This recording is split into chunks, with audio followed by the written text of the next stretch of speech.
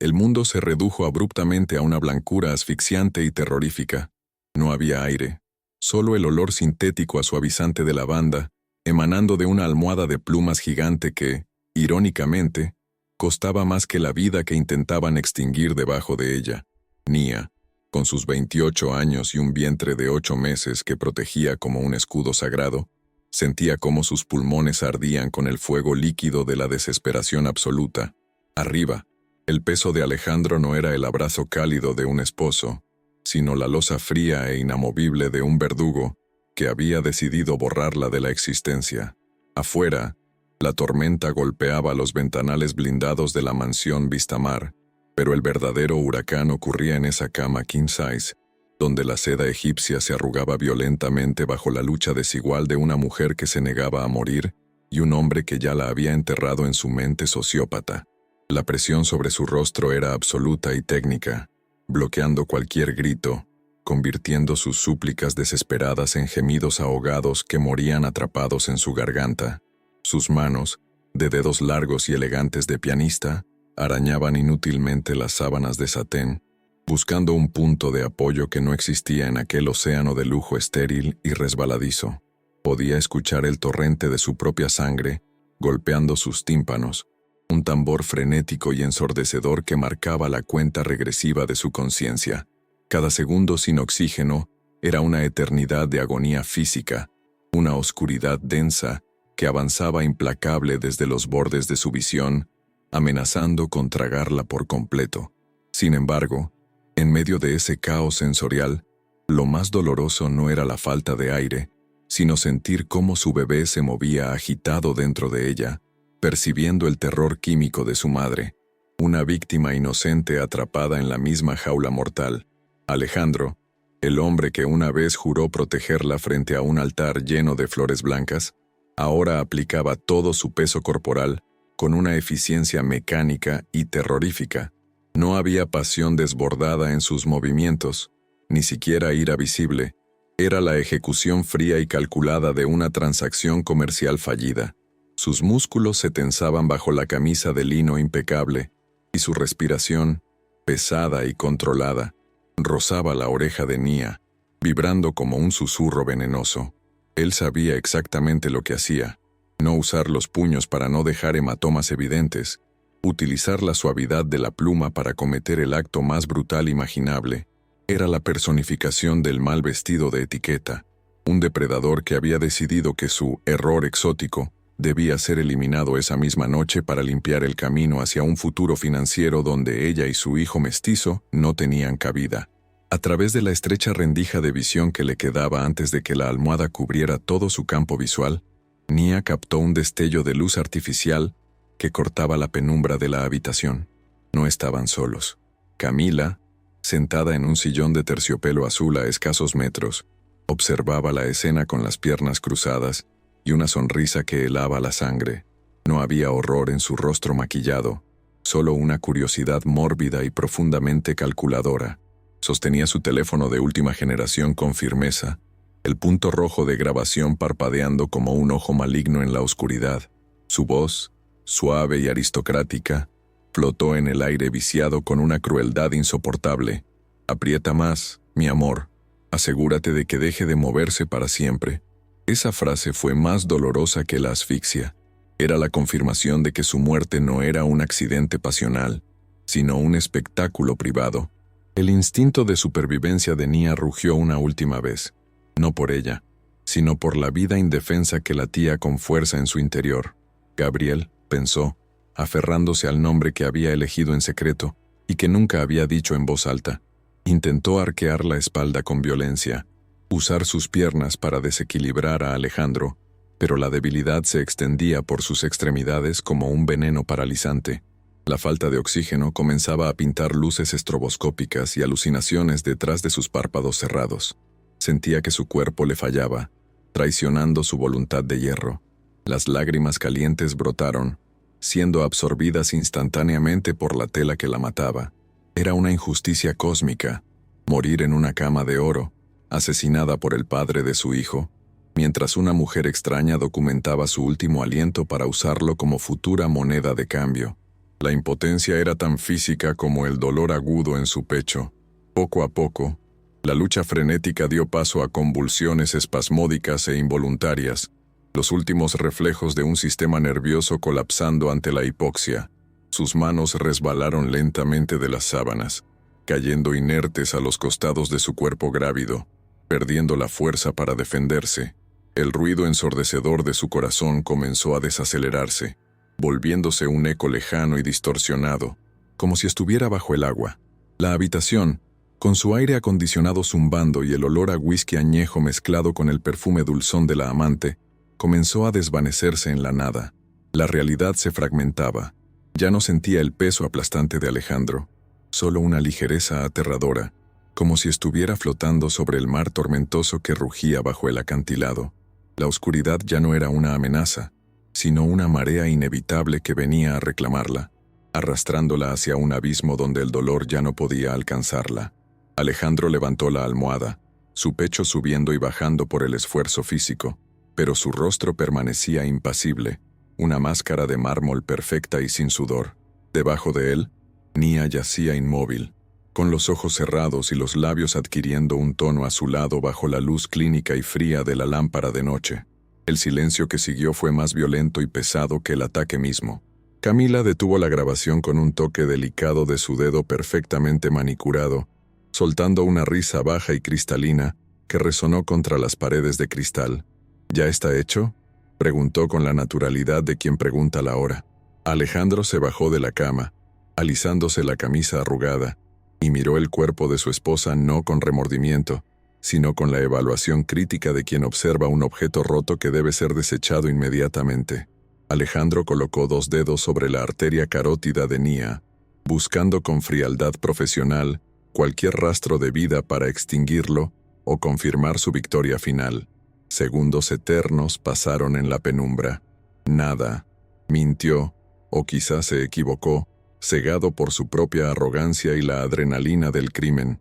Comenzó a reorganizar la escena frenéticamente, tirar las botellas de alcohol, acomodar el cuerpo para que pareciera un desmayo natural, preparar la coartada perfecta de la eclampsia.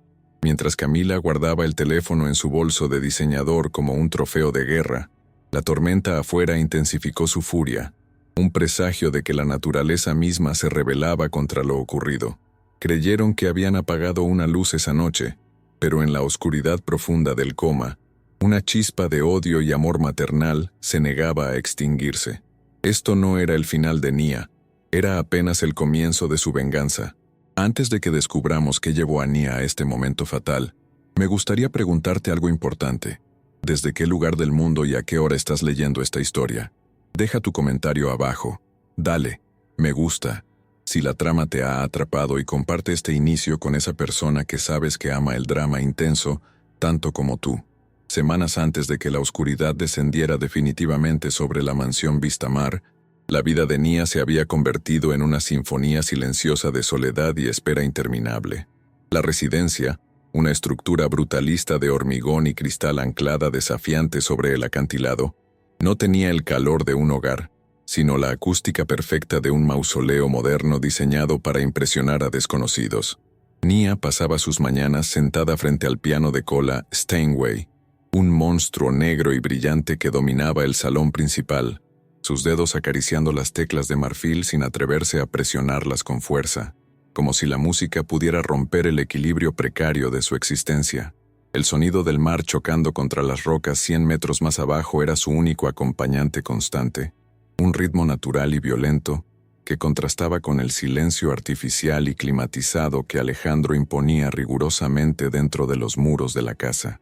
La luz del día en Vistamar era engañosa. Entraba a raudales por los ventanales de piso a techo, pero parecía enfriarse al tocar el suelo de mármol de Carrara, perdiendo toda su calidez solar. Nia caminaba descalza por los pasillos interminables, sintiendo el frío penetrar a través de las plantas de sus pies hinchados, un recordatorio físico constante de que no pertenecía a ese lugar de superficies duras y aristas afiladas. Su cuerpo, transformado radicalmente por el embarazo de alto riesgo, se sentía pesado y ajeno, una carga dulce y dolorosa que arrastraba con dignidad. Se veía a sí misma reflejada en las innumerables superficies vidriadas de la casa, una figura solitaria, envuelta en túnicas de lino, deambulando como un espectro en su propio castillo, vigilada por cámaras de seguridad que parpadeaban con luces rojas discretas en cada esquina del techo. Hubo un tiempo en que sus manos creaban magia en los escenarios más prestigiosos, arrancando aplausos y lágrimas al público con su talento virtuoso, pero ahora esas mismas manos solo servían para sostener su vientre prominente o para tomar las vitaminas que Alejandro le preparaba. La transición de pianista aclamada a una esposa trofeo había sido sutil al principio, vendida como un cuento de hadas de protección y amor, pero ahora se sentía como una amputación de su identidad. La música en su cabeza seguía sonando, melodías complejas y apasionadas, pero se quedaban atrapadas en su garganta, sofocadas por la atmósfera opresiva de una casa donde cualquier expresión de emoción intensa era vista como una falta de decoro o un síntoma de inestabilidad hormonal. Nia era una artista encerrada en una caja de cristal, exhibida pero silenciada. Su relación con el bebé, a quien llamaba Gabriel en sus susurros nocturnos, era su único ancla a la realidad y a la cordura. Se sentaba en la terraza acristalada, con las manos formando un nido sobre su abdomen, y le hablaba durante horas sobre el mundo exterior, sobre la calidez del sol real, sobre el olor a grasa y metal del taller de su padre, Damián. Le prometía que conocería la música, no el silencio estéril de Vistamar, y que sus manos estarían manchadas de tierra y vida, no de desinfectante.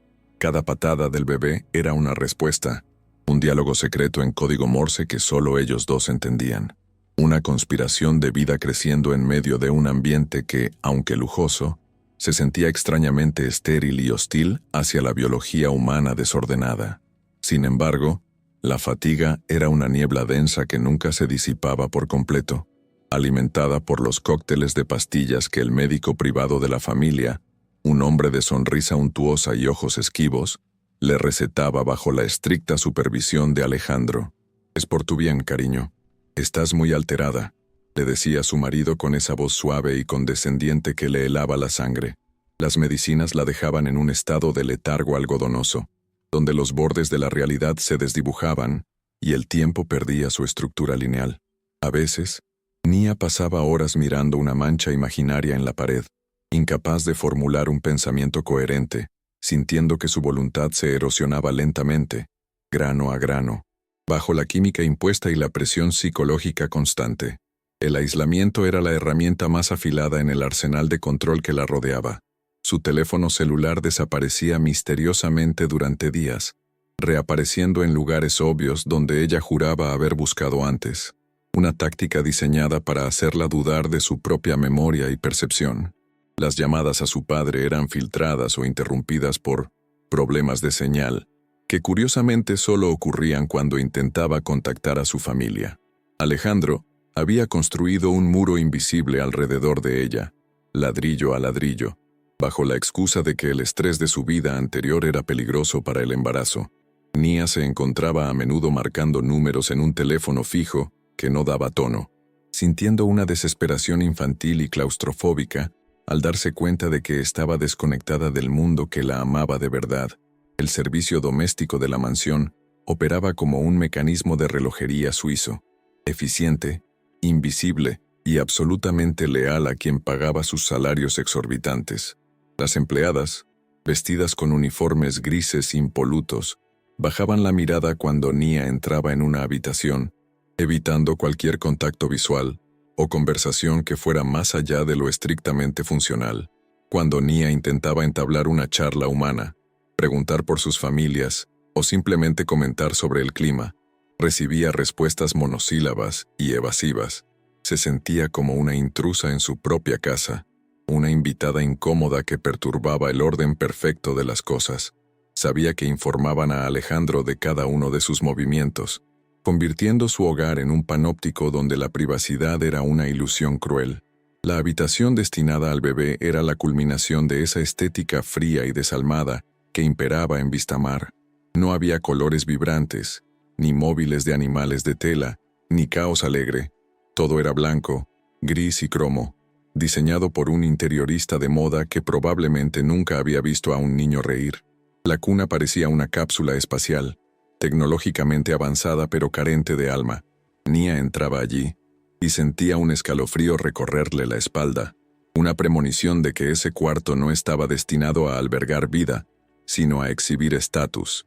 A veces, desafiando el diseño, dejaba un pequeño juguete de madera tosca que su padre le había tallado a escondidas.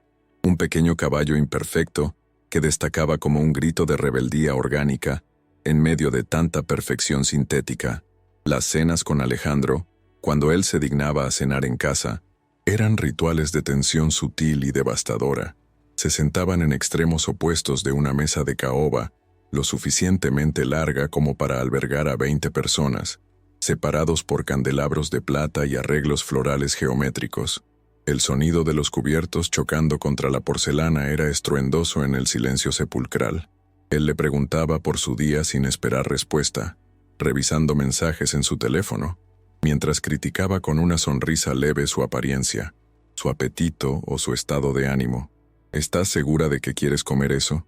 Recuerda la presión arterial, decía, disfrazando el control de preocupación médica. Nia tragaba la comida que le sabía a ceniza, sintiéndose pequeña, inadecuada y profundamente sola en compañía de su esposo. El espejo del baño principal, un vasto rectángulo iluminado con luces LED que no perdonaban imperfecciones, se había convertido en su enemigo y confesor. Nia pasaba largos minutos examinando su rostro, buscando a la mujer fuerte y vibrante que solía ser.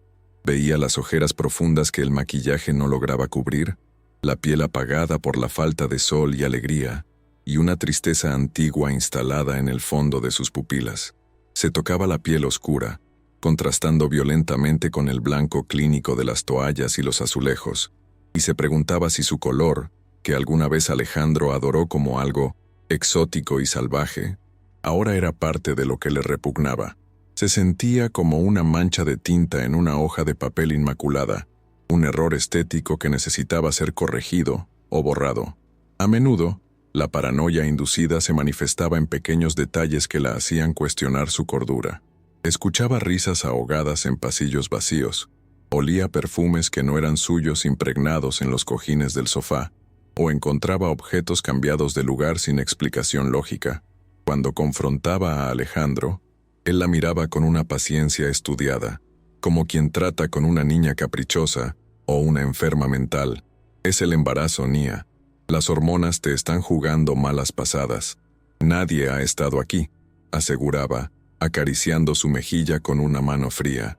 Y ella, agotada y medicada, terminaba pidiendo disculpas, asumiendo la culpa de una locura que no era suya, internalizando la narrativa de que ella era el problema, la inestable, la carga. La visita al médico para los ultrasonidos era uno de los pocos momentos en que salía de la mansión, pero siempre iba acompañada por el chofer y la asistente personal de Alejandro, nunca sola. En la pantalla del ecógrafo, el latido del corazón de Gabriel era un tambor de guerra que le recordaba por qué seguía luchando. Sin embargo, incluso allí, la narrativa estaba controlada. El médico hablaba con Alejandro por teléfono, dándole los reportes detallados, ignorando las preguntas de Nia sobre su propia salud. «Todo está perfecto, señora», repetía mecánicamente, mientras escribía notas en su expediente que ella no podía leer. Nia sentía que su cuerpo era propiedad corporativa, una incubadora gestionada por terceros, donde su voz y sus deseos no tenían voto ni veto. En las noches de insomnio, cuando el peso del bebé y la ansiedad le impedían dormir, Nia vagaba por la biblioteca de la mansión, buscando refugio en los libros antiguos que parecían ser lo único con historia en esa casa. Leía para escapar, pero las palabras bailaban ante sus ojos cansados. Fue en una de esas noches cuando encontró, casi por accidente, documentos olvidados sobre el escritorio de Alejandro, papeles con cifras astronómicas, fusiones de empresas y cláusulas matrimoniales que no entendía del todo, pero que le daban mala espina. No eran pruebas definitivas en ese momento, pero sembraron la semilla de la duda. Su matrimonio no era solo una jaula emocional, era una estructura financiera en la que ella, viva, representaba un pasivo cada vez más costoso. La soledad se volvía física, un dolor en el pecho que rivalizaba con las contracciones de Braxton Hicks que empezaba a sentir con más frecuencia. Recordaba las tardes en el taller de su padre, el olor a aceite y café, las risas ruidosas de los vecinos, la música de salsa sonando en una radio vieja. Ese mundo vibrante y real parecía estar a años luz de distancia, separado por un abismo de clase social y prejuicios. Nia lloraba en silencio, no por la riqueza que la rodeaba, sino por la pobreza de espíritu de su nueva vida. Se daba cuenta de que había cambiado la libertad caótica de su origen por una prisión dorada donde el aire acondicionado siempre estaba demasiado frío, y el amor era una mercancía escasa y condicionada. La tensión en la casa aumentó perceptiblemente una semana antes del incidente. Alejandro llegaba más tarde de lo habitual, oliendo a alcohol y con una energía nerviosa que hacía vibrar el aire a su alrededor. Ya no se molestaba en mantener la fachada de marido preocupado. Sus respuestas eran cortantes, sus miradas cargadas de un desprecio apenas disimulado. Nia notó que él evitaba mirar su vientre, como si la inminencia del nacimiento hubiera transformado al bebé de una idea abstracta a una amenaza concreta. Las discusiones, antes unilaterales y pasivo-agresivas, se volvieron más frecuentes. Nia, impulsada por un instinto primitivo de protección, comenzó a responder, a exigir respuestas, a reclamar su espacio, lo cual solo parecía alimentar la oscuridad en los ojos de él. Un día, encontró un pendiente de diamantes en el suelo del coche de Alejandro. No era suyo. Era una joya ostentosa, vulgar en su exceso, algo que ella jamás usaría. Cuando se lo mostró, él se lo arrebató de la mano con violencia, inventando una excusa absurda sobre una inversión para una socia. Por primera vez, Nia no bajó la mirada. Vio la mentira en la tensión de su mandíbula, en el pulso acelerado de su cuello. Comprendió entonces que no estaba loca, que el perfume, las risas y las ausencias tenían nombre y apellido. La revelación no le trajo alivio, sino un terror nuevo. Si él era capaz de engañarla tan descaradamente, ¿de qué más sería capaz si se sentía acorralado? La jaula de oro de repente se sintió mucho más pequeña y peligrosa. La noche de la tormenta, la atmósfera en Vistamar era eléctrica, cargada de iones negativos y presagios funestos. Nia se había retirado temprano a la Master Suite, alegando dolor de cabeza, pero en realidad estaba trazando un plan de escape. Había escondido una maleta pequeña con dinero en efectivo y documentos básicos en el fondo de su armario. Estaba decidida a irse a la mañana siguiente, volver con su padre, enfrentar el escándalo y criar a su hijo en libertad. Se sentó en el borde de la cama, acariciando su vientre, y le susurró a Gabriel, «Nos vamos a ir, mi amor, mañana mismo». No sabía que el destino, cruel y rápido, tenía otros planes para esa misma noche, y que la puerta de salida ya estaba cerrada con llave desde fuera. El sonido que la despertaría horas más tarde no sería un trueno, sino el clic de una puerta abriéndose y el tintineo de vasos de cristal. La calma tensa de las últimas semanas estaba a punto de romperse en 1000 pedazos, al igual que su vida. Nia se acostó, con los ojos abiertos en la oscuridad, escuchando la lluvia golpear contra el cristal blindado, sintiendo cómo el miedo se enroscaba en su estómago. La introducción emocional a su tragedia estaba completa. Ahora, solo quedaba el descenso final hacia el infierno que Alejandro y Camila habían diseñado meticulosamente para ella, un escenario donde su amor y su esperanza serían usados como armas para su propia destrucción. La fachada pública de la pareja dorada era una construcción teatral impecable, diseñada meticulosamente para deslumbrar a una sociedad sedienta de perfección estética. En las galas benéficas y eventos corporativos, Alejandro exhibía a Nia como un trofeo exótico, posando su mano sobre la cintura de ella con una firmeza que ante las cámaras se leía como protección amorosa, pero que en la intimidad revelaba ser un cepo de posesión y control. Él sonreía con sus dientes blanqueados, respondiendo preguntas sobre la inminente paternidad con guiones ensayados de felicidad, mientras clavaba sus uñas discretamente en la piel de ella, si notaba el más mínimo gesto de fatiga o disidencia. El trayecto de regreso a la mansión en la limusina blindada siempre marcaba el colapso instantáneo de la actuación. El silencio descendía como una guillotina, transformando al marido encantador en una estatua de hielo que miraba por la ventana con desprecio, ignorando deliberadamente la presencia de la mujer que llevaba a su hijo, dejándola sola con el eco de los aplausos falsos zumbando en sus oídos. Dentro de los muros de Vistamar, la violencia no necesitaba ser física para ser devastadora. Se manifestaba a través de una erosión psicológica constante y quirúrgica, conocida como gaslighting.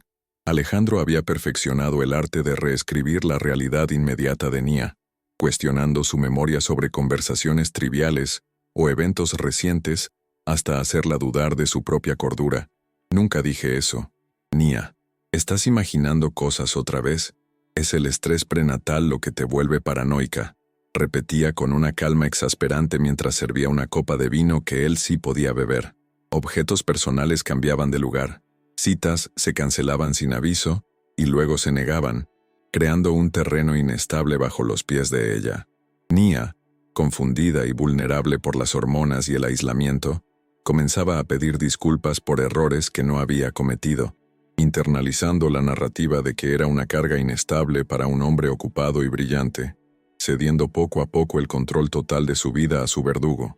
La dinámica racial y de clase, que al inicio de la relación había sido el combustible de una pasión intensa y casi fetichista por parte de Alejandro, se había degenerado en una repulsión apenas disimulada. Lo que antes él celebraba como la belleza auténtica y salvaje de Nia, ahora era motivo de comentarios mordaces y sugerencias humillantes sobre cómo debía comportarse para encajar en su círculo elitista. En cenas privadas, Alejandro hacía bromas sutiles sobre el origen humilde de ella, disfrazadas de anécdotas graciosas, buscando la complicidad racista de sus socios comerciales. Nia sentía cómo la miraban, no como a una igual, sino como a un experimento social fallido, una curiosidad que había durado demasiado tiempo.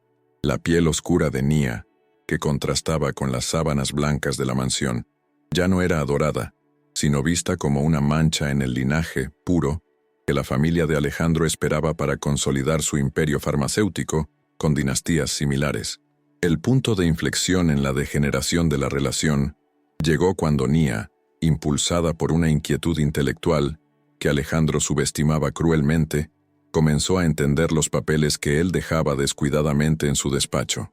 Él asumía que ella, siendo músico y de origen pobre, no tendría la capacidad de descifrar las complejas fusiones corporativas y los fideicomisos offshore. Se equivocaba. Nia notó discrepancias financieras graves y, peor aún, cláusulas en los contratos de fusión inminentes que exigían que Alejandro estuviera libre de cargas conyugales problemáticas para asegurar el trato. No era solo desamor, era una ecuación de negocios donde ella y el bebé representaban un pasivo multimillonario. La frialdad de Alejandro no era solo emocional, era una estrategia de gestión de riesgos. Necesitaba deshacerse de ella antes de que la firma del contrato final se llevara a cabo, convirtiendo su matrimonio en una cuenta regresiva mortal. La presencia de Camila se infiltró en la vida de Nia, mucho antes de que se materializara físicamente en la habitación aquella noche fatídica. Al principio, era solo un nombre recurrente en las llamadas de trabajo, una socia estratégica, hija del mayor inversor de la farmacéutica. Pero pronto, su rastro se volvió sensorial y agresivo. El aroma de un perfume caro y penetrante que quedaba impregnado en la tapicería del coche, mensajes de texto que llegaban a horas indecentes, haciendo vibrar el teléfono de Alejandro sobre la mesa de noche, y una frialdad sexual de su marido, que coincidía con las reuniones tardías con ella. Nia intuía que Camila no era solo una amante pasional, sino la candidata perfecta a los ojos de la élite, rubia, rica, despiadada y del mismo código postal social. Camila representaba el reemplazo eficiente, la pieza que encajaba en el rompecabezas de poder de Alejandro, mientras que Nia era la pieza sobrante que debía ser descartada.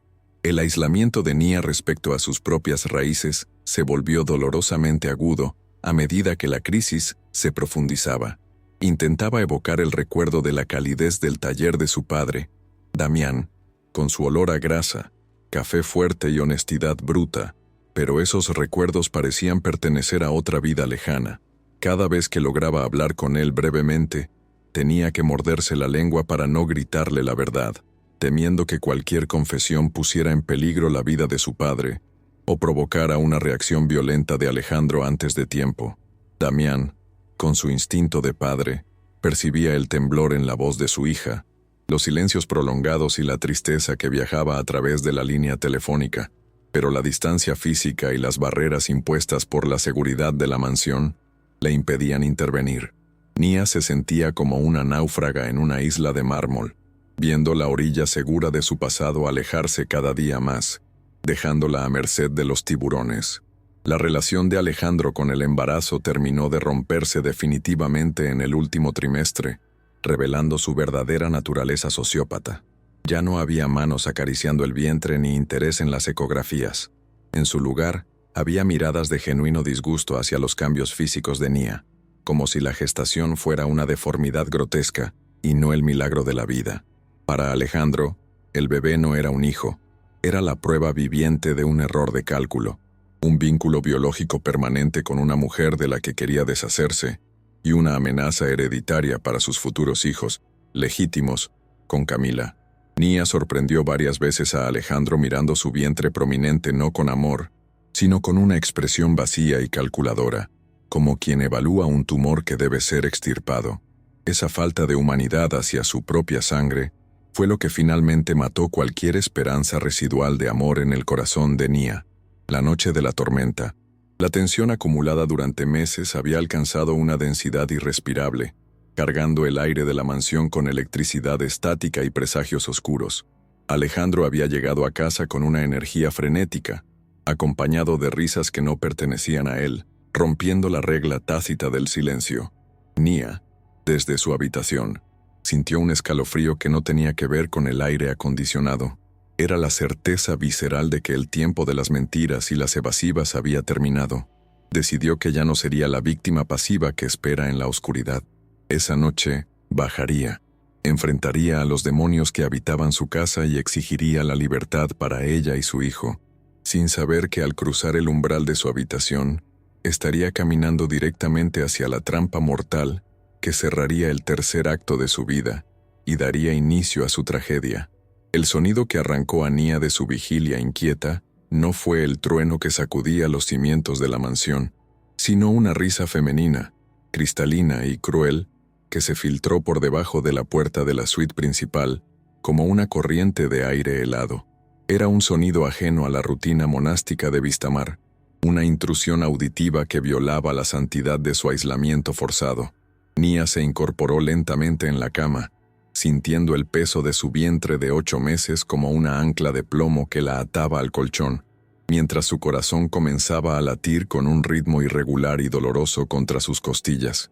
La mansión, habitualmente sumida en un silencio sepulcral a esas horas de la madrugada, parecía vibrar con una energía clandestina y maligna que provenía del salón anexo, transformando la arquitectura brutalista en una caja de resonancia para secretos que no debían ser escuchados. Arrastrando los pies descalzos sobre la alfombra de lana virgen, Nia avanzó hacia la puerta entreabierta, moviéndose con la cautela de un animal herido que intuye la presencia de depredadores en su territorio. El pasillo estaba sumido en penumbra, iluminado apenas por los relámpagos que estallaban fuera de los ventanales de piso a techo, proyectando sombras alargadas y espectrales sobre las paredes de hormigón pulido. El aire, normalmente inodoro y estéril gracias a los sistemas de purificación, estaba ahora contaminado por una mezcla densa y nauseabunda, el aroma ahumado del whisky de Malta de 30 años de Alejandro, y cortando a través de él con la agudeza de un bisturí, un perfume floral dulzón y excesivo que definitivamente no le pertenecía a ella. Cada paso que daba aumentaba la náusea física y emocional que le subía por la garganta.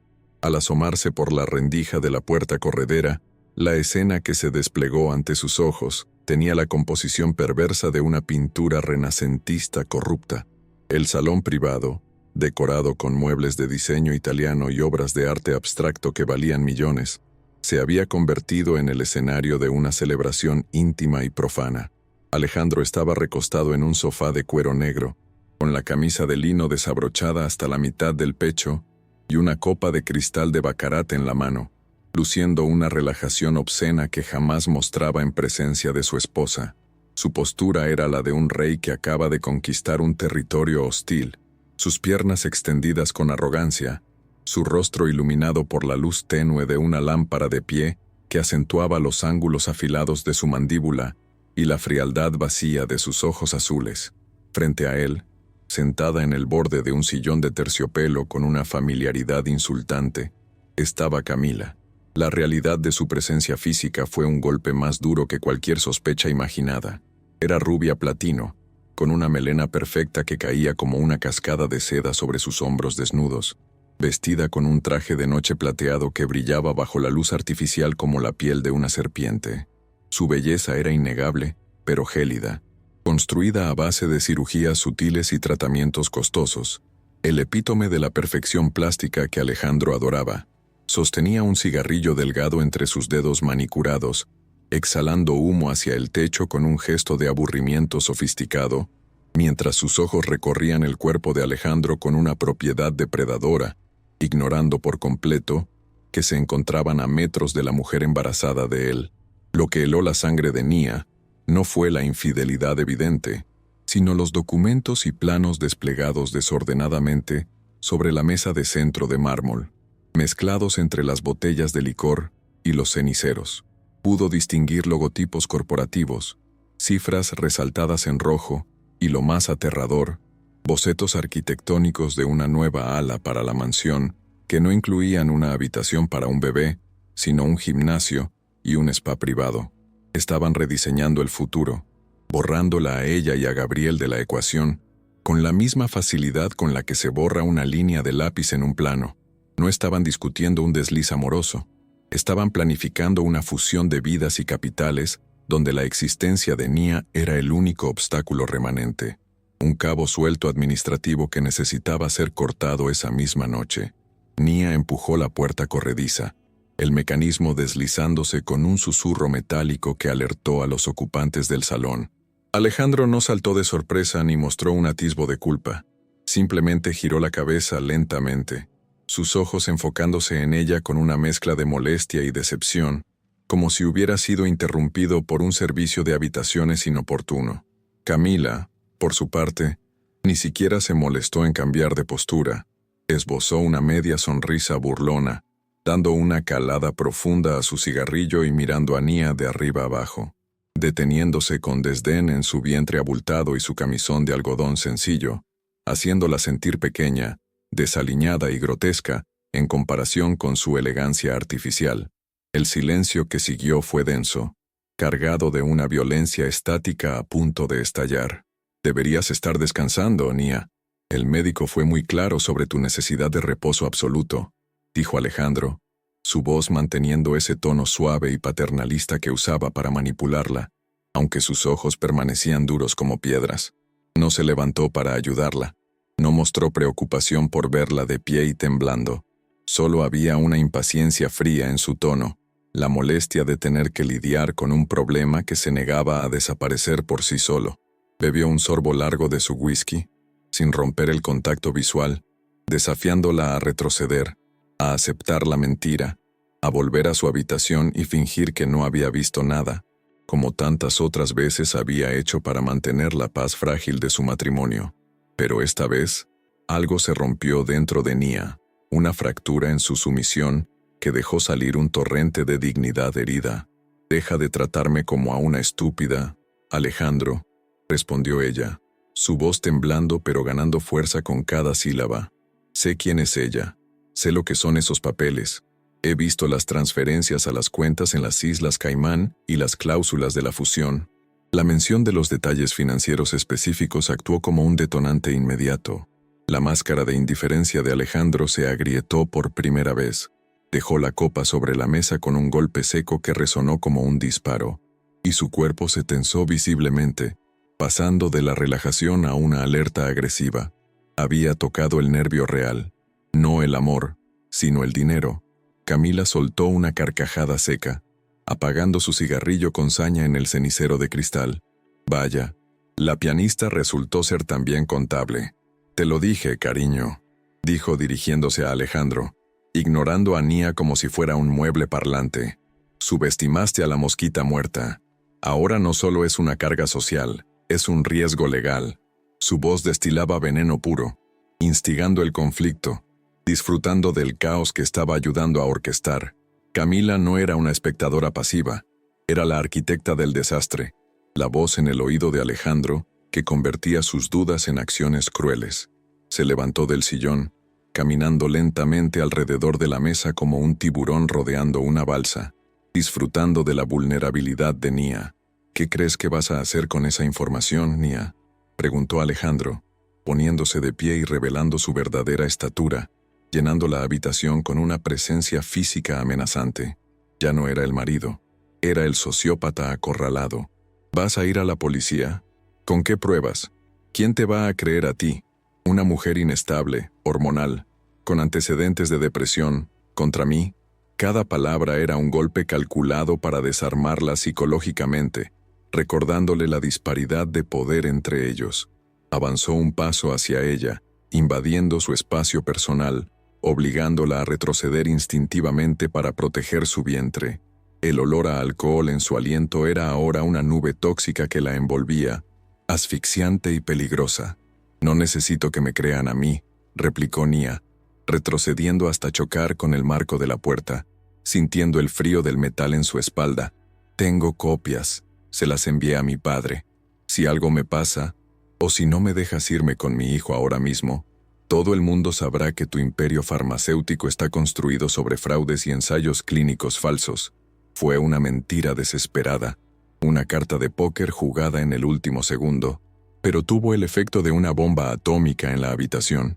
El rostro de Alejandro palideció, drenándose de sangre, y sus pupilas se dilataron, transformando su molestia en una ira asesina y pura. La mención de su reputación y su fortuna siendo destruidas por gente inferior era intolerable para su ego narcisista. El ambiente cambió drásticamente. La temperatura pareció descender 10 grados en un segundo.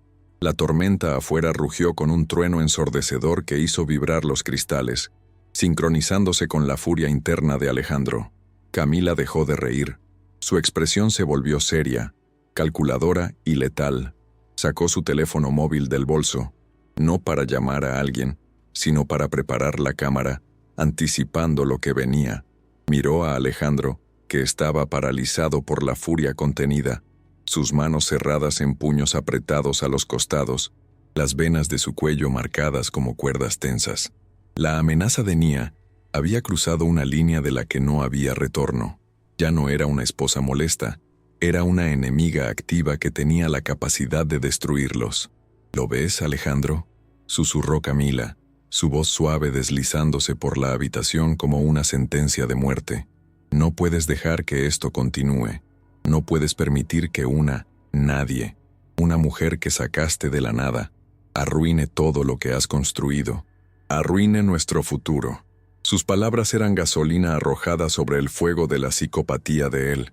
Camila estaba manipulando su inseguridad, su clasismo y su ambición, empujándolo hacia el borde del abismo moral. Ella sabía exactamente qué botones presionar para convertir al hombre de negocios en un verdugo, absolviéndose a sí misma de la acción física, pero cargando con toda la culpa intelectual. Alejandro miró a Nia, y por primera vez, ella vio la ausencia total de humanidad en sus ojos. Ya no la veía como a una persona, ni siquiera como a la madre de su hijo. La veía como un error en una hoja de cálculo, una anomalía que debía ser corregida para que los números cuadraran. «Te di todo, Nia. Te saqué de la miseria. Te di un palacio», siseó él, su voz baja y trémula por la ira contenida. «Y así es como me pagas. Con traición, con amenazas». La distorsión de la realidad era completa. En su mente enferma, él era la víctima, el benefactor traicionado por una ingrata que no merecía el aire que respiraba dentro de su mansión. Nia sintió el peligro vibrar en sus huesos, un terror primitivo que le gritaba que corriera, pero sus piernas pesadas no respondían con la rapidez necesaria. «Solo quiero irme, Alejandro. Quédate con el dinero. Quédate con todo. Solo déjanos ir». suplicó, su voz rompiéndose, intentando apelar a cualquier vestigio de compasión que pudiera quedar en él, pero era demasiado tarde. La decisión ya había sido tomada en el silencio de esa mirada compartida entre los amantes. La compasión era un concepto extranjero en esa habitación de lujo. Solo existía la conveniencia y la eliminación de riesgos. Alejandro dio otro paso, acorralándola definitivamente contra la entrada de la habitación principal. Camila, con una sonrisa que no llegaba a sus ojos, levantó el teléfono, el punto rojo de grabación encendiéndose como un ojo digital testigo de la tragedia inminente. «Hazlo, amor», instó ella, con la frialdad de quien ordena un cóctel. «Termina con esto de una vez. Limpia el desorden». Esa frase, «limpia el desorden», deshumanizó a Nia por completo, reduciéndola a basura que debía ser sacada. Alejandro asintió, un movimiento casi imperceptible, y la tensión estática en el aire se transformó en energía cinética. El tiempo pareció ralentizarse, cada gota de lluvia contra el cristal sonando como un disparo individual. Nia intentó girarse hacia la habitación, buscando la seguridad ilusoria de la cama, pero Alejandro fue más rápido. La agarró por el brazo, sus dedos clavándose en su carne con una fuerza innecesaria y brutal, haciéndola gritar de dolor. No hubo palabras, solo acción. La arrastró hacia el interior de la Master Suite, lejos de la puerta, lejos de la salida, lejos de la esperanza. La fuerza del empujón la desequilibró, y el mundo giró vertiginosamente mientras ella luchaba por mantener el equilibrio para no caer sobre su vientre. La violencia había dejado de ser psicológica, la barrera física se había roto y el infierno se desataba en la tierra. La iluminación tenue de la habitación principal, diseñada para el descanso y la intimidad, se convirtió en el escenario de una pesadilla gótica. Las sombras parecían alargarse para atraparla. Alejandro cerró la puerta del salón anexo con un golpe de talón, encerrándolos a los tres en la arena de ejecución. Su respiración era agitada, sus ojos inyectados en sangre, transformado en una bestia vestida de seda y lino.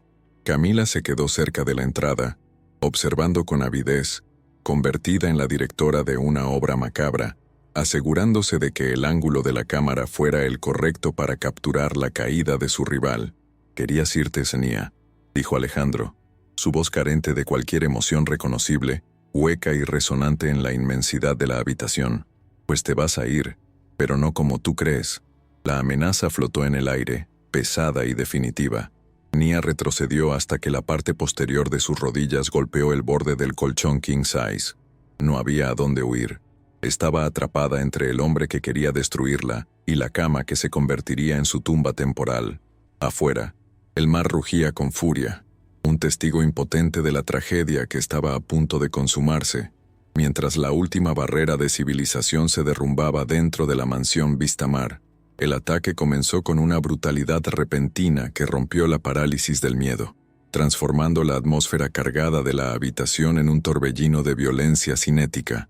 Alejandro se abalanzó sobre Nia con la fuerza imparable de una avalancha, empujando sus hombros con tal ferocidad que ella perdió el equilibrio instantáneamente, cayendo de espaldas sobre la inmensidad de la cama king size.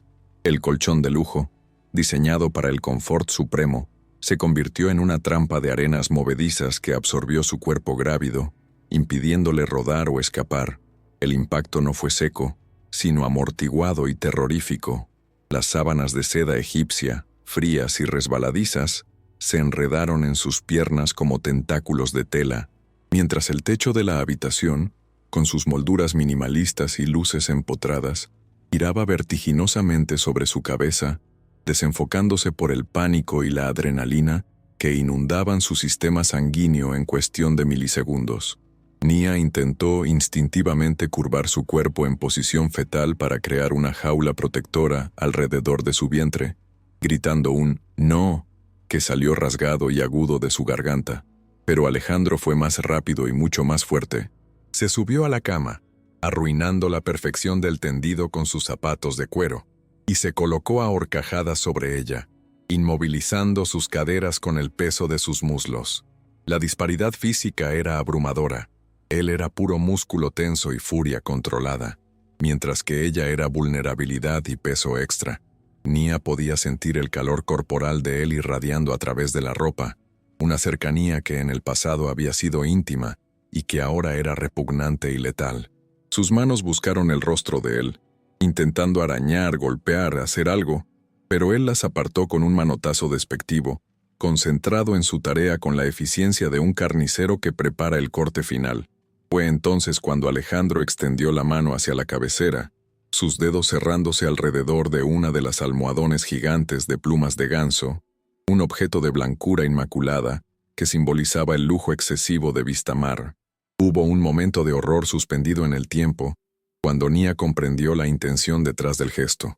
No iba a golpearla, no iba a dejar marcas moradas en su piel que pudieran incriminarlo en una autopsia. Iba a borrarla suavemente.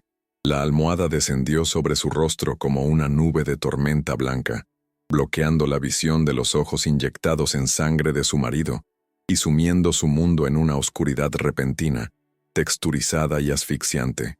La suavidad de la tela contra su piel sudorosa era una ironía cruel, una caricia mortal que contrastaba con la violencia de la presión que comenzó a ejercerse inmediatamente sobre su nariz y boca. El primer instante de la asfixia fue de incredulidad biológica. Sus pulmones se expandieron buscando aire y solo encontraron el vacío denso de las plumas compactadas. El olor a suavizante de lavanda y al propio perfume almizclado de Alejandro, impregnado en la tela, invadió sus fosas nasales, una fragancia doméstica convertida en gas venenoso. Nia abrió la boca desesperadamente, tratando de morder la almohada, de succionar cualquier átomo de oxígeno a través de las fibras, pero la presión de las manos de Alejandro era un tornillo de banco que sellaba cualquier entrada. El pánico se disparó como un cohete en su pecho, un incendio forestal de terror que quemaba cada terminación nerviosa. Su cabeza se sacudía de lado a lado frenéticamente, pero la almohada la seguía, moldeándose a su rostro, convirtiéndose en una segunda piel diseñada para matarla. La lucha se volvió visceral y descoordinada. Nia sentía como su corazón golpeaba contra sus costillas con tal violencia que parecía querer romper el hueso para escapar de ese cuerpo condenado. Sus brazos se agitaban en el aire, sus uñas buscando carne, tela, cualquier cosa a la que aferrarse, logrando solo rasguñar superficialmente los antebrazos de Alejandro, quien gruñía por el esfuerzo pero no cedía ni un milímetro. La sangre comenzó a rugir en sus oídos, un sonido de olas rompiendo que ahogaba el ruido de la tormenta exterior. Cada segundo sin aire era una eternidad de dolor agudo en el pecho, como si sus pulmones estuvieran colapsando hacia adentro, implosionando por la presión negativa. La necesidad de respirar ya no era un reflejo, era una tortura física que eclipsaba cualquier pensamiento racional. Pero el dolor más agudo no estaba en sus pulmones, sino en su vientre. Gabriel, sintiendo el torrente de adrenalina y la falta de oxígeno en la sangre de su madre, comenzó a moverse con una violencia desesperada dentro de ella. Nia sentía cada patada, cada giro brusco del bebé, como un grito silencioso de auxilio, una pequeña vida luchando contra la muerte en la oscuridad del útero. Esa conexión sensorial fue lo que quebró su alma. No estaba muriendo sola, estaba siendo asesinada junto a su hijo. Las lágrimas brotaron de sus ojos apretados, empapando la tela de la almohada desde adentro. Una mezcla salada de tristeza infinita y rabia impotente. Visualizó el rostro de su bebé, un rostro que nunca había visto pero que conocía de memoria, contorsionándose en la misma agonía que ella, y esa imagen le dio una última oleada de fuerza suicida para arquear la espalda con un espasmo brutal. A 2 metros de distancia, la escena se registraba con una frialdad tecnológica y voyerista. Camila permanecía de pie, inmóvil como una estatua de sal, con el teléfono elevado a la altura de los ojos, capturando cada detalle del asesinato con una estabilidad de pulso aterradora. En la pantalla de su móvil, la imagen de Alejandro presionando la almohada sobre el cuerpo convulso de Nia se veía nítida, iluminada por el flash automático que parpadeaba, dando a la escena un aspecto de película de terror snuff. Camila no mostraba horror, ni asco. Sus labios estaban curvados en una mueca de fascinación morbosa, sus ojos brillando con el reflejo de la violencia. «No la sueltes», susurró. una instrucción que el micrófono del teléfono captó con claridad cristalina, convirtiéndola en cómplice y directora de la ejecución. Para ella, Nia ya no era una persona, era un obstáculo siendo removido en tiempo real. Para Nia, el mundo exterior había desaparecido. Los sonidos se habían distorsionado hasta convertirse en ecos metálicos y lejanos. Escuchaba la respiración jadeante de Alejandro sobre ella, un sonido gutural y animal que contrastaba con su imagen de hombre civilizado. Sentía el peso de su cuerpo no solo como masa física, sino como el peso de su traición, de su odio, de su desprecio racial y de clase aplastándola hasta la inexistencia. La presión en su cabeza era insoportable. Luces de colores estallaban detrás de sus párpados cerrados, galaxias de neuronas muriendo y disparando sus últimas señales eléctricas. La sensación de sus extremidades se desvanecía, un hormigueo frío que subía desde sus pies y manos, anunciando que su sistema nervioso estaba apagando los interruptores principales para conservar energía vital. La resistencia física comenzó a menguar, no por falta de voluntad, sino por fallo mecánico del cuerpo. Sus movimientos, antes frenéticos y violentos, se volvieron espasmódicos y lentos, como si se moviera bajo el agua o en una atmósfera de melaza. Sus manos, que habían estado arañando las muñecas de Alejandro, resbalaron inútilmente y cayeron sobre las sábanas, los dedos crispados en un último gesto de agarre al vacío. La almohada ya no se sentía como un objeto extraño, sino como una extensión de su propia cara, una máscara de muerte que se había fusionado con ella. El dolor en el pecho dio paso a una extraña sensación de flotabilidad, una desconexión de la realidad física, que era tan seductora como aterradora. El cerebro, privado de oxígeno, comenzaba a alucinar una paz que no existía. En ese último instante de conciencia parpadeante, el pensamiento de Nia se fragmentó en una sola idea clara y devastadora. Papá, perdóname. No hubo revisión de su vida, ni luz al final del túnel, solo la imagen de las manos callosas de Damián, y la certeza absoluta de que su muerte no sería el final, sino el inicio de una guerra. Sintió una última patada de Gabriel, más débil esta vez, un adiós cinético que le rompió el corazón antes de que se detuviera. La oscuridad, que había estado acechando en los bordes, se precipitó hacia el centro, tragándose el dolor, el miedo y el sonido de la lluvia.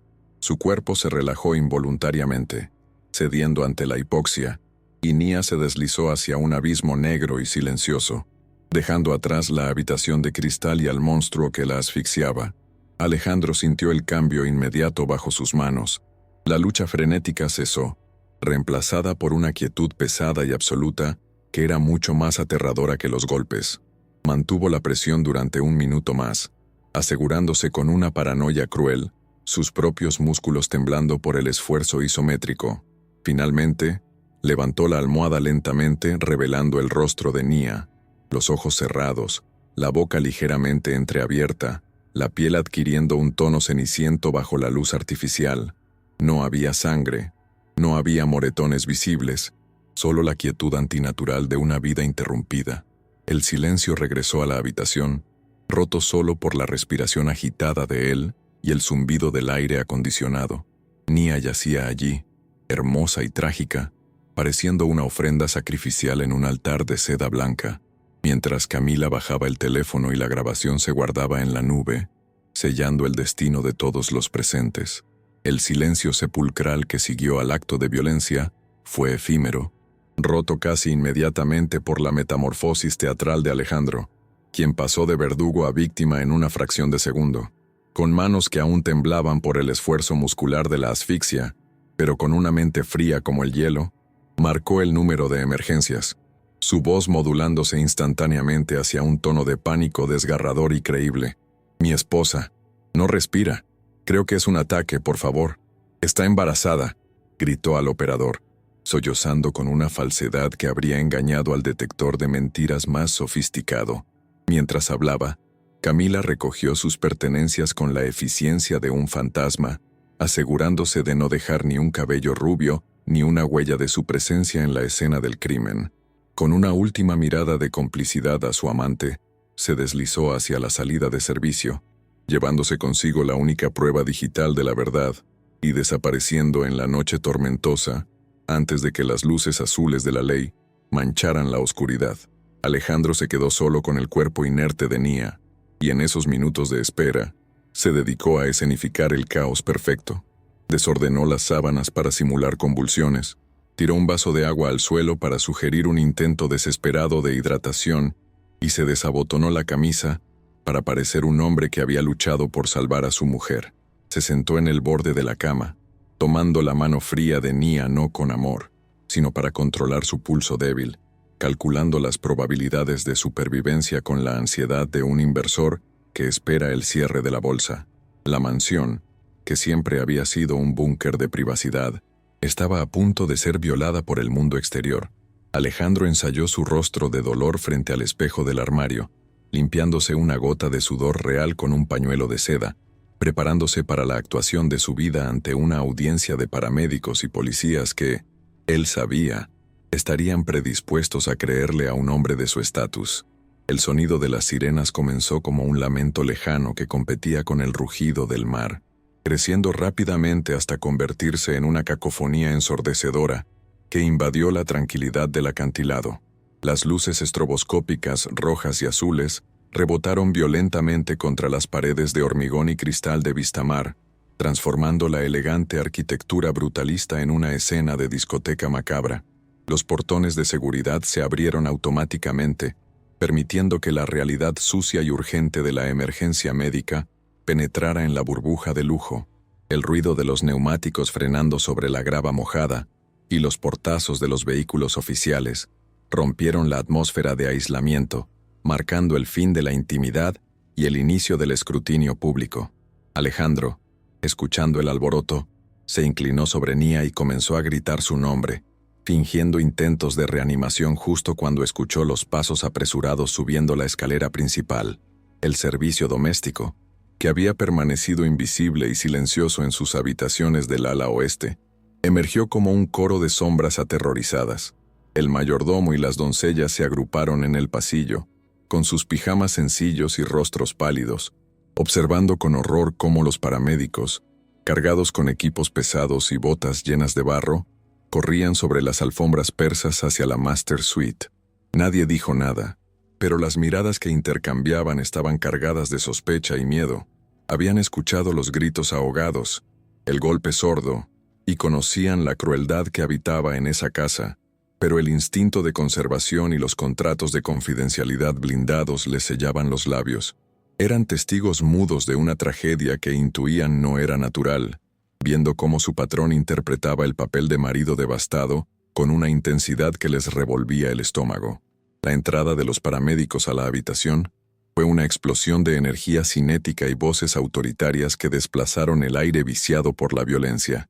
«Espacio, necesitamos espacio», ordenó uno de ellos, apartando a Alejandro con una firmeza profesional. Rodearon la cama king size, conectando monitores que comenzaron a pitar con un ritmo errático y alarmante, llenando el silencio con la banda sonora de la crisis médica. Cortaron el camisón de seda de Nia sin miramientos para colocar los electrodos, exponiendo su vientre prominente y vulnerable a la luz clínica de las linternas. Bradicardia fetal severa. La madre está en hipoxia crítica, posible eclampsia, gritó el líder del equipo, comprando inmediatamente la narrativa visual que Alejandro había preparado, sin sospechar que las vías respiratorias no estaban cerradas por un espasmo, sino por la presión mecánica ejercida minutos antes. Nia fue levantada de la cama que había sido su prisión y su tumba temporal, transferida con movimientos bruscos pero necesarios a una camilla rígida. Su cuerpo se sacudía con el movimiento, su cabeza caía hacia un lado, mostrando un rostro relajado en una paz artificial que contrastaba con el caos frenético a su alrededor. Alejandro se mantuvo cerca, agarrando su mano para las cámaras invisibles, gritando preguntas retóricas sobre si se salvaría, obstruyendo sutilmente el trabajo mientras fingía ayudar. Al salir de la habitación, la camilla golpeó el marco de la puerta, un sonido seco que resonó como un último insulto a la dueña de la casa siendo desalojada. El grupo avanzó por el pasillo, una procesión de urgencia rodeada de cables y tubos, dejando atrás la habitación desordenada, donde la verdad quedaba oculta entre los pliegues de una almohada de plumas perfectamente recolocada. El descenso hacia la ambulancia fue una experiencia sensorial de pesadilla bajo la lluvia torrencial. El agua fría golpeaba el rostro de Nia, mezclándose con el sudor frío de su piel, pero ella no reaccionaba. Los relámpagos iluminaban la escena con destellos blancos, revelando a los vecinos curiosos que comenzaban a asomarse desde las villas cercanas, atraídos por el espectáculo de la desgracia ajena.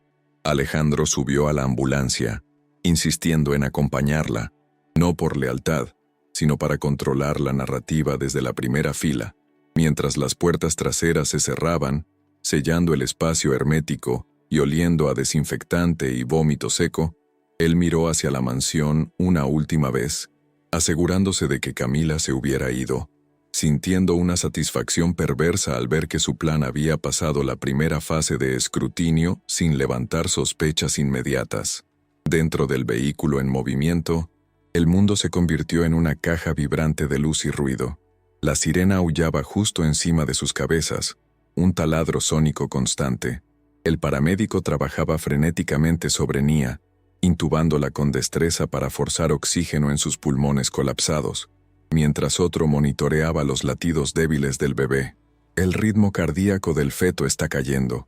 Vamos a perderlos a los dos si no llegamos en 5 minutos, gritó el conductor a través de la ventanilla divisoria. Alejandro observaba la escena con una máscara de angustia, pero sus ojos estaban fijos en el monitor de signos vitales, analizando las líneas verdes con frialdad. En su mente, calculaba los escenarios. Si ella moría, sería una tragedia perfecta. Si sobrevivía con daño cerebral, sería una tutora silenciosa. Cualquier resultado servía a sus propósitos, siempre y cuando ella no pudiera hablar. La llegada al hospital privado fue un asalto visual de luces fluorescentes blancas y pasillos interminables de linóleo brillante.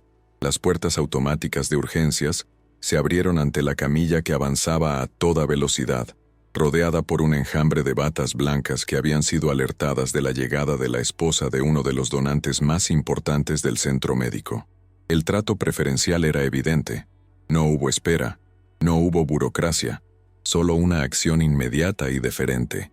Llévenla a quirófano 1, cesárea de emergencia ahora mismo, ordenó el jefe de obstetricia, un colega de Alejandro que lo miró con compasión genuina, ignorando que estaba consolando al asesino.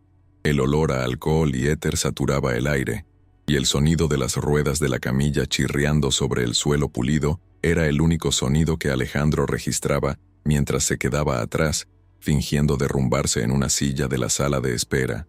Mientras Nia era preparada para la cirugía, su cuerpo inerte siendo manipulado con rapidez quirúrgica, Alejandro comenzó a tejer su red de mentiras en el exterior.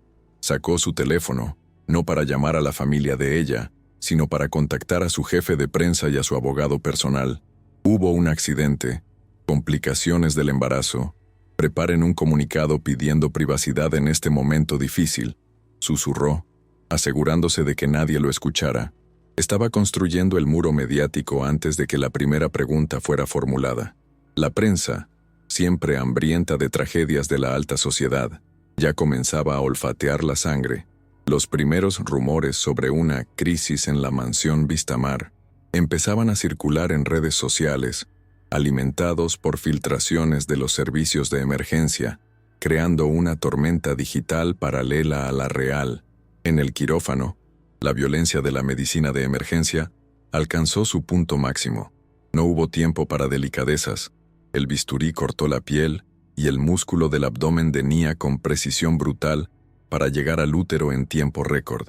La sangre manchó los guantes estériles y las batas verdes, un sacrificio necesario para extraer la vida que luchaba por no apagarse. Cuando sacaron a Gabriel, el bebé estaba azul y flácido, víctima de la falta de oxígeno compartida con su madre. El silencio en la sala fue absoluto durante unos segundos aterradores, solo roto por el sonido del ventilador mecánico que respiraba por Nia.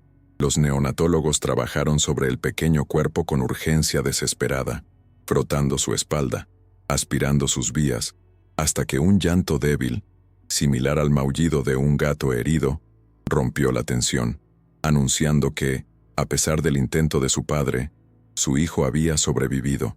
Mientras tanto, en la sala de espera VIP, aislada del caos de la sala común, Alejandro recibía las primeras condolencias de los médicos que salían a informar.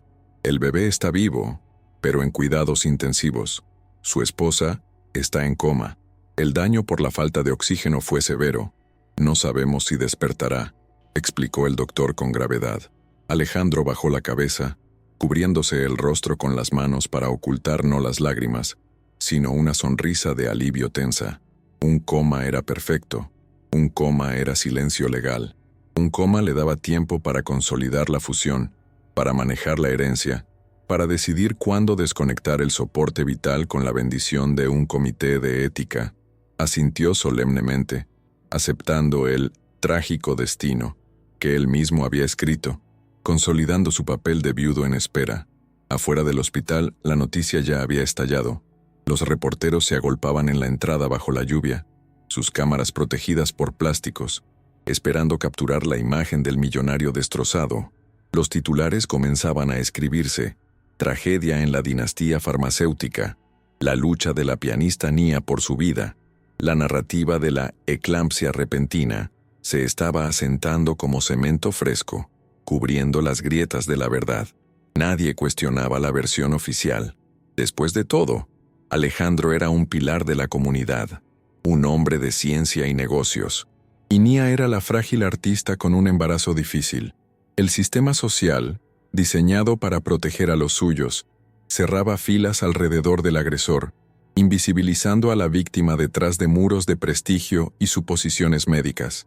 Sin embargo, en el caos controlado de esa noche, hubo una llamada que Alejandro no hizo, pero que el destino se encargó de conectar. En un taller mecánico situado en los barrios periféricos de la ciudad, donde el olor a grasa y metal reemplazaba al de las flores caras, sonó un teléfono antiguo de disco. El sonido estridente cortó el aire húmedo de la madrugada, despertando a un hombre que dormía con el sueño ligero de quien ha vivido siempre en alerta. Damián levantó el auricular con una mano manchada de aceite permanente, y al escuchar la voz temblorosa de una enfermera que había encontrado el número de contacto de emergencia en la ficha antigua de Nia, un descuido administrativo que Alejandro pasó por alto, sintió que el suelo se abría bajo sus pies. No necesitó detalles médicos. El tono de voz al otro lado de la línea le dijo todo lo que necesitaba saber. La reacción de Damián no fue el llanto histérico que Alejandro esperaba de esa gente. Fue un silencio denso y pesado, una pausa cargada de una energía antigua y peligrosa. Mientras la enfermera explicaba sobre la complicación repentina, Damián miró la foto de Nia que tenía pegada en el espejo sucio del taller, una imagen de ella sonriendo frente a su primer piano. Su instinto, afilado por años de supervivencia en calles duras antes de convertirse en un hombre de paz, le gritó que aquello no era una enfermedad. Conocía la salud de hierro de su hija, conocía el miedo en su voz las últimas veces que hablaron. Colgó el teléfono suavemente, sin decir una palabra de agradecimiento, y comenzó a vestirse con movimientos lentos y deliberados. La tristeza estaba allí, desgarradora y profunda, pero fue superada instantáneamente por una certeza fría y metálica. Esto no había sido un accidente, y él iba a encontrar al culpable, aunque tuviera que quemar el mundo entero para hacerlo. La llegada de Damián al hospital privado San Miguel fue un choque tectónico entre dos mundos irreconciliables que rara vez se tocaban. Mientras las ambulancias de alta tecnología y las limusinas negras dominaban la entrada principal bajo la marquesina iluminada, su vieja camioneta Ford, con el motor tosiendo humo gris y la carrocería marcada por el óxido de años de trabajo honesto, se detuvo bruscamente frente a las puertas automáticas de cristal. Damián bajó del vehículo ignorando las señales de «prohibido estacionar» y las miradas de desaprobación de los guardias de seguridad uniformados. Era un hombre de 60 años, con la piel curtida por el sol y las arrugas profundas de quien ha visto demasiado, vestido con pantalones de trabajo limpios pero desgastados y una chaqueta de cuero que había conocido tiempos mejores. Sus manos, grandes y callosas, con restos de grasa permanente bajo las uñas que ningún jabón podía quitar, se cerraron en puños apretados a los costados, cargando no solo la angustia de un padre, sino la furia contenida de una tormenta que acababa de tocar tierra. Al cruzar el umbral del vestíbulo, el aire acondicionado con olor a flores frescas y dinero lo golpeó en la cara, un recordatorio sensorial inmediato de que estaba entrando en territorio enemigo. Los suelos de mármol pulido reflejaban su silueta tosca, contrastando con la elegancia aséptica de las enfermeras y los médicos que caminaban con prisa silenciosa. Damián avanzó hacia la recepción con pasos pesados que resonaban como martillazos, su presencia irradiando una autoridad natural que no provenía de una cuenta bancaria, sino de una vida de resistencia en las calles. La recepcionista, una joven que ni siquiera levantó la vista de su pantalla al principio, se estremeció al sentir la sombra de él proyectarse sobre su escritorio. Cuando Damián pronunció el nombre de su hija, su voz no fue una súplica, sino una exigencia ronca y profunda que cortó el zumbido ambiental, obligando a todos en un radio de 5 metros a detenerse y escuchar. Desde el pasillo que conducía a la unidad de cuidados intensivos, Damián vio el circo que Alejandro había montado. El yerno perfecto estaba rodeado de un pequeño séquito de abogados y asesores de imagen que hablaban en susurros, mientras él asentía con una expresión de dolor estoico, firmando documentos que Damián intuyó no eran médicos, sino legales. Al ver a ese hombre impoluto, sin una sola mancha de sangre o desesperación real en su traje de diseñador, el instinto de Damián se encendió como una bengala en la oscuridad. Recordó su propio pasado, los años de juventud en los que tuvo que leer las intenciones de los hombres en sus ojos para sobrevivir en un barrio difícil. Lo que veía en Alejandro no era duelo, era gestión de daños. Se quedó observando desde la distancia un momento, acumulando la evidencia visual de la frialdad del esposo, archivando cada gesto falso en su memoria para el juicio futuro que él mismo presidiría. Cuando finalmente llegó a la puerta de la habitación de la UCI, un guardia de seguridad privado contratado por la familia de Alejandro intentó bloquearle el paso, levantando una mano enguantada. «Solo familiares autorizados por el señor Alejandro», dijo el hombre, una torre de músculo entrenado. Damián no se detuvo. Se acercó hasta quedar a centímetros del rostro del guardia, mirándolo directamente a los ojos con una intensidad letal y tranquila que heló la sangre del otro. «Yo soy su padre, y si no te mueves ahora mismo, vas a necesitar una de estas camas para ti», susurró Damián.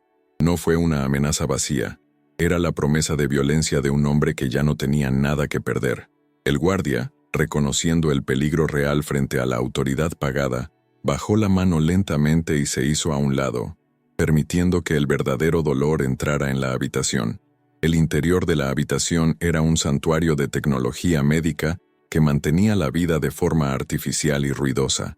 El sonido rítmico y mecánico del ventilador que bombeaba oxígeno a los pulmones de Nia llenaba el espacio, acompañado por el pitido constante del monitor cardíaco. Damián sintió que las rodillas le fallaban por primera vez esa noche al ver a su niña, su pianista, reducida a un cuerpo inerte conectado a tubos y cables. Nia parecía pequeña en esa cama, su piel oscura pálida y cerosa bajo la luz fluorescente. Sus manos, que antes creaban música, ahora descansaban inmóviles sobre las sábanas blancas, con las yemas de los dedos conectadas a sensores. El olor a desinfectante era tan fuerte que le quemaba la garganta, un aroma que para siempre asociaría con la impotencia y la pérdida. Damián se acercó al lecho con una reverencia casi religiosa, arrastrando una silla de metal para sentarse junto a la cabecera.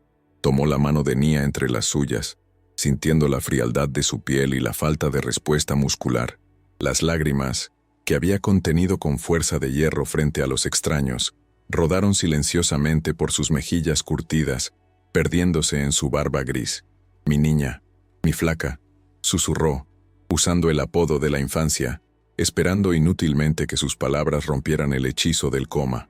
Acarició su frente, apartando un mechón de cabello rizado, y fue entonces cuando su tacto de padre, más sensible que cualquier escáner, notó algo que los médicos habían pasado por alto o decidido ignorar: una tensión antinatural en los músculos de su cuello y hombros, la rigidez de quien ha luchado hasta el último segundo, no contra una enfermedad, sino contra una agresión. Su mirada cambió en ese instante, secándose las lágrimas para dar paso a una claridad forense y aterradora. Damián examinó el rostro de su hija no con amor, sino con sospecha analítica. Vio la leve hinchazón alrededor de la nariz y la boca, imperceptible para el ojo inexperto pero evidente para alguien que conoce la violencia de cerca. No había marcas de dedos, pero había signos de presión difusa, el tipo de rastro que deja algo suave usado con fuerza letal. Esto no fue eclampsia, pensó, y la certeza se asentó en su estómago como plomo fundido. Nia era fuerte, sana, vibrante.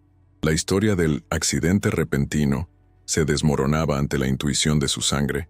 Alguien le había hecho esto, y ese alguien estaba al otro lado de la puerta, fingiendo ser el viudo doliente.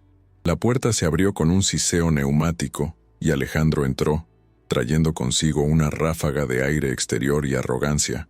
Al ver a Damián sosteniendo la mano de Nia, se detuvo un momento, recomponiendo su máscara de tristeza.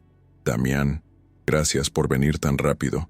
Es una tragedia indescriptible. Los médicos dicen que hicieron todo lo posible, comenzó Alejandro, acercándose con la intención de poner una mano consoladora sobre el hombro del suegro. Su voz estaba perfectamente modulada, llena de pausas dramáticas estudiadas, diseñada para evocar simpatía y compartir una carga que no sentía. Pero el aire en la habitación cambió, cargándose de una electricidad estática peligrosa, como la calma antes de un huracán. Damián se levantó lentamente, soltando con delicadeza la mano de su hija, y se giró para enfrentar al hombre que le había prometido cuidarla. No gritó, ni se lanzó a golpearlo. Simplemente lo miró con unos ojos oscuros que parecían pozos sin fondo, llenos de un juicio silencioso y absoluto. «No me toques», dijo Damián, su voz baja y vibrante como el motor de su vieja camioneta. «Y ahórrate el discurso. No soy tus socios, ni la prensa. Yo la conozco. Sé cómo respira, sé cómo lucha, y sé cuando alguien miente». La acusación no fue explícita, pero colgó en el aire entre ellos como una guillotina afilada. Alejandro retiró la mano, su sonrisa vacilando por una fracción de segundo, sintiendo por primera vez un escalofrío real de miedo ante la presencia de ese hombre que consideraba inferior. «Estás alterado, Damián, lo entiendo. El dolor nos hace buscar culpables donde solo hay fatalidad», replicó Alejandro, recuperando su postura defensiva y condescendiente, intentando usar la lógica y la clase social como escudo. «Mis abogados se encargarán de todo. Nia tendrá los mejores cuidados, mientras sea viable mantenerla así». La palabra, viable, resonó como un disparo. Damián dio un paso adelante, invadiendo el espacio personal del millonario, obligándolo a retroceder instintivamente.